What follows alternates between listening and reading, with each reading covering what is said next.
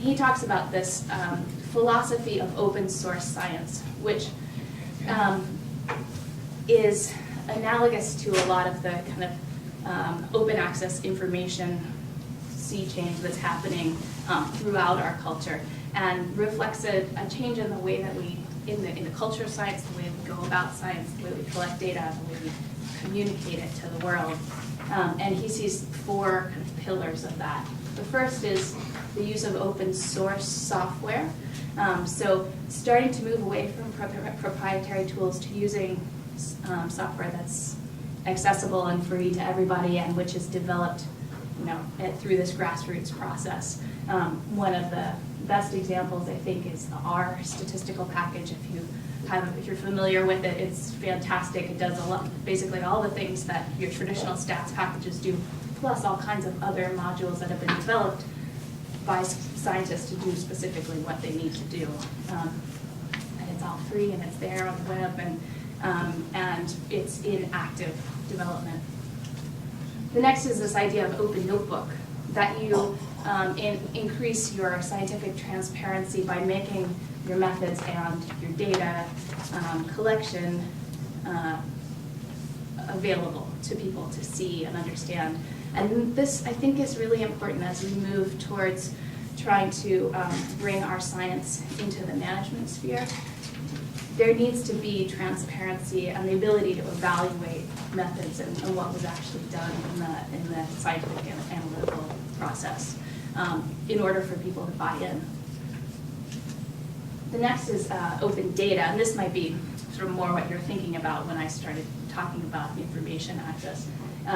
There are a variety of different online tools now spurred by the rise of computing technologies and the use of the internet that make data available to the public. These are just a couple. The GBIF, which is Global Biodiversity Information Facility, okay. And KNB is the Knowledge Network for Biocomplexity, which is NCEAS is one of the hubs of. I'll talk about it a little bit more. There are many of them, but basically just this idea that you make your data available to anybody. And then finally, open access, which is that you try to publish your results in journals that are also available to anybody. And the Public Library of Science journals are a great example of this. They've been really successful and are increasing in impact all the time. And this is sometimes hard for scientists to do.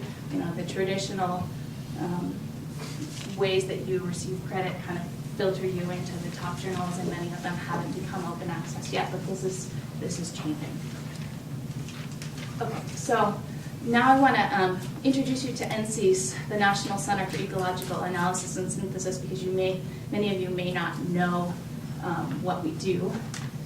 The scientific mission of NCEAS has basically been to address big questions in ecology by fostering collaboration among diverse experts and integration of existing data.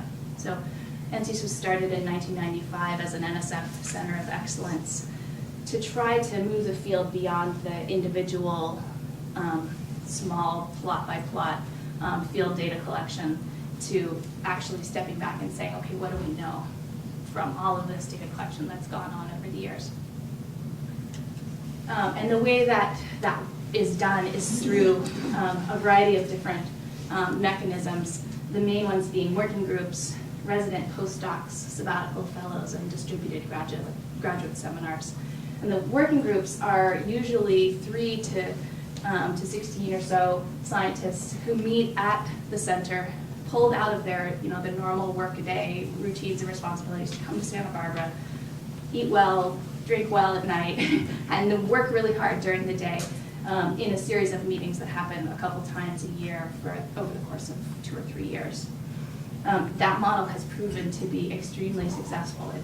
People work really well in that environment, and they tend to go beyond the sort of questions that they might address in their normal lab routine. There are 12 to 18 scientists who are funded as postdoctoral fellows to work on their own, on independent projects of their own devising for 2 or 3 years. That's how I started at NCEAS as a postdoc. And many of them often get involved with working groups. while they're there. Then there are also sabbatical fellows. There may be 2 to 4 of them at NCS at any one time. They get some salary match and some cost of living expenses to come there and work on some kind of synthetic project. And then the distributed graduate seminars are less common, but they're kind of neat. They actually marshal the forces of graduate students in 8 or so institutions around the world to work on a common problem. And at each of those places, the students work in seminar format to synthesize and analyze a set of data. And then at the end, there's grand synthesis where representatives from each of the schools come to NCS and try to put it all together. And there have been a number of really interesting papers to come out of those seminars. And all of this is basically done as a grassroots model. So NCS doesn't issue a request for proposals and say, we want to see proposals on new population modeling techniques. They just say, give us your best ideas. And there's a science advisory board that then evaluates those and selects working groups, postdocs, sabbaticals, et cetera, that are going to be funded. And that happens twice a year in January and July. So if you've got a great idea for synthesis or analysis of an existing data set, think about NCS as a place to bring people together to do that work. Over the last 14 years, they've supported over 400 projects. And there have been over 4,000 people that have participated in those different activities from all different sorts of institutions and all over the world.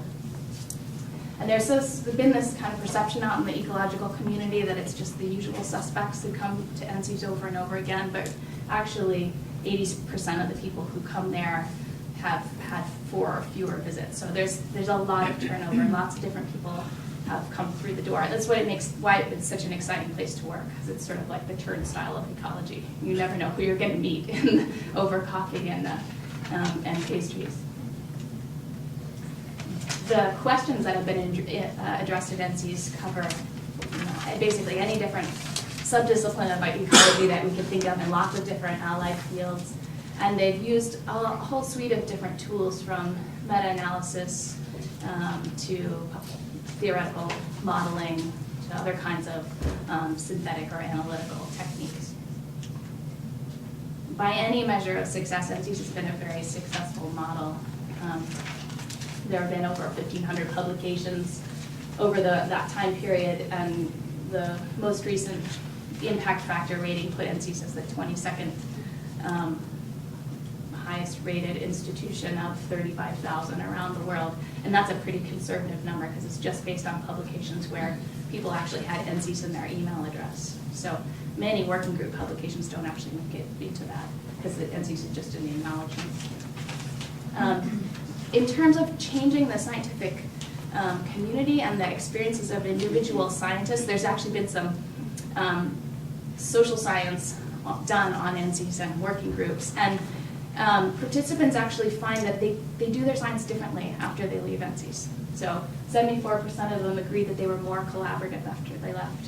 They tended to read different and more broader journals and be more integrative with their data, which is pretty neat. The other thing that is pretty telling is that there have been 17 or so different centers around the world that have been modeled on NCS. Our director just got back from Paris, where he was talking with French scientists about setting up a French Center for Ecological Analysis and Synthesis.